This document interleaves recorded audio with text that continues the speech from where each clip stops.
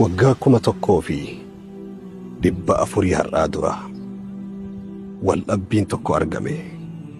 Waldhabbiin kun warroota akka ummata Muhammaditti sadarkaa tokkoffaa fi lammaffarra jiran jidduutti ta'e. Isaan lameenuu sayyida kuhuuli ahlil janna, dura taa'ota manguddoota warra jannataati.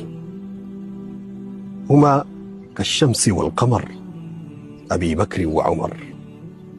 جرى لمان جدتي والأبين تكو أرقمه أبا بكر في عمر وجين تأنيه وصوها سياني ياد والججي راجرا ولي قلتين أبمتي ياد عمر فدي أبا بكر كيبل ياد أبا بكر فدي عمر كيبل. عمر دلن سودان كي كأيتين أبا بكر